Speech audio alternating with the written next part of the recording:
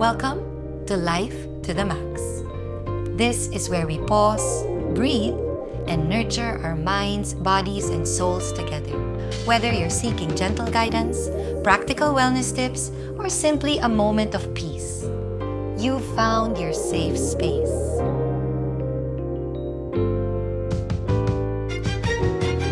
Here, healing isn't a destination. It's a beautiful journey we take one mindful step at a time. So grab your favorite tea, find your cozy corner, and let's explore what wellness means for you today. Let's begin. Hello everyone. Welcome to the very first episode of Life to the Max. I'm so grateful you're here. This is a new show about healing and wellness, which my team and I created from our hearts and souls. Just to give you a brief background, I come from a family of artists. My name is Maxene Magalona. I am an actor, a yoga and meditation teacher, and a mental health advocate. My father, Francis M., was known as the Philippine King of Rap.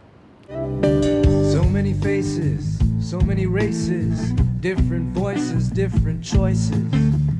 And he was the son of two of the biggest movie stars in the 1950s, Pancho Magalona and Tita Duran. On my mother's side, Pia Magalona, my grandmother, Edwina Koc Arroyo, was a force to be reckoned with in the advertising world.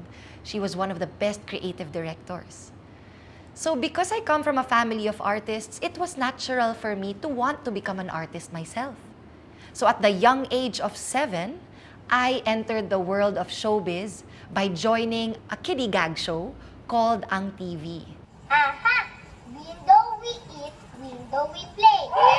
After that, at the age of 9, I joined another kiddie show called 5 and Up, which was a magazine show for kids. I was sure that going to the studio with my dad would be a lot more fun than staying home. So I really tried to convince him to take me along. And slowly, he gave in to my charms. Okay, kiss muna. Okay, get your bag. Yay! And then at the age of 15, I was lucky enough to join a show called Daddy Dido Do, starring Vic Soto, and Love to Love, a young teeny bopper show about romance. Sa totoo lang, naging miserable ako nung naghiwalay tayo eh. Richmond, bakit ka ba kasi umakyat dito? I really enjoyed acting for so many years and playing different roles. I even ended up acting in a lot of suspenseful and dramatic shows such as Una Kang Naging Akin, Kamandag, and Doble Cara. Sana matagal na kitang pinalitan dito. Simula nang nawala ka, ako kasi maaasahan nila. Samantalang ikaw, nagpabuntis ka, iniwan mo sila. Wala kang kwentang anak, di ba? Acting truly is one of the best ways to express yourself and your emotions. However, because I was acting, and I started acting at a very young age, I had to do it with the other parts of my life, such as going to school. I had to go to school and work at the same time, which I enjoyed. I was fortunate enough to be able to go to Ateneo de Manila University, and I took the course AB Social Sciences. But it was no joke. It was very challenging. Studying every day and then working in between was very exhausting and draining. But I powered through because I wanted to make my mom and dad proud. However, when I reached my 30s, I was experiencing a lot of emotional distress. Looking back, I was constantly performing, pleasing the people around me, and trying to meet everyone's expectations, while neglecting my own needs in the process. I remember not being able to look at myself in the mirror for many years because I felt like a failure. I felt like I was never good enough. Imagine being the first daughter of a rap legend. Everyone expected me to be legendary as well. So I unconsciously took on all of that pressure. And because everyone around me expected me to be perfect, I wanted to be perfect. I wanted to make them happy. I was not being my authentic self. I did not know who I was anymore.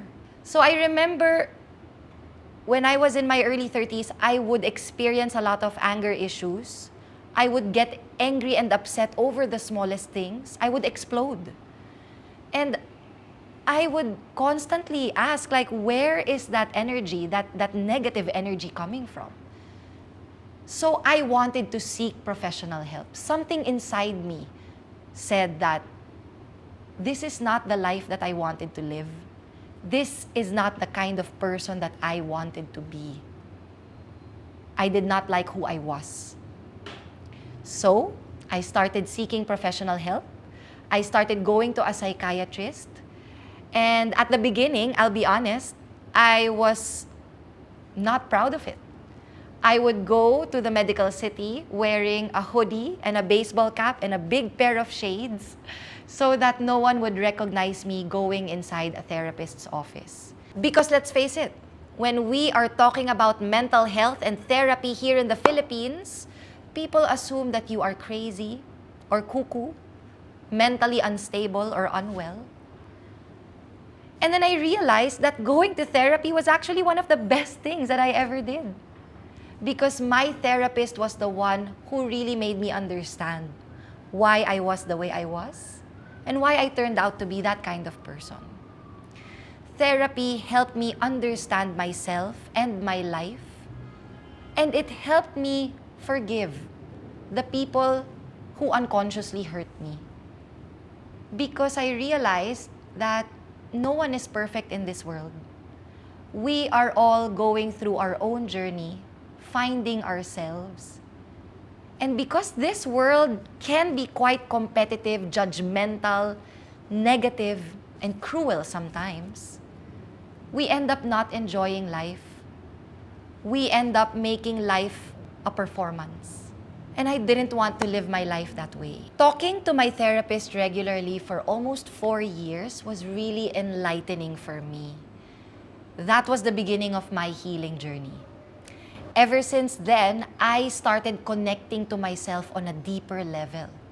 I started taking care of all aspects of my being and really strengthening my connection with myself and God. I sincerely believe that going through challenges and difficult times in life is God's way of calling our attention. That's His way of making us surrender and trust in His divine plan. And through the act of surrendering, we find peace. That is why we created this show, Life to the Max, which is our space for healing, mindfulness, and what it means to truly live life fully. So for this show, Life to the Max, this is where I will be sharing how I turned my pain into purpose. Join us as we talk about all kinds of wellness. People think that wellness is just about self-care, spa treatments, skincare, and the like. But for me, wellness is about all of life. It's about both the good and the bad. It's about understanding that you cannot enjoy life fully if you do not accept and embrace your pain. It doesn't have to be a sad or depressing thing to heal your pain. You can do it with grace, with compassion, with patience, with love. So here I am today, sharing my story of how I turned my pain into purpose through healing. Join us for Season 1 of Life to the Max, where we will take you on a journey of self-discovery, wellness, and growth.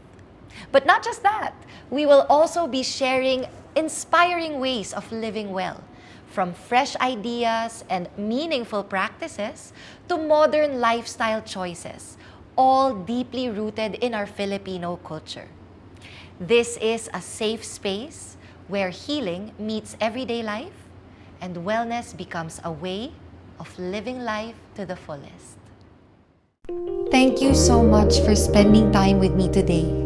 Take care, be gentle with yourself, and remember, exactly where you need to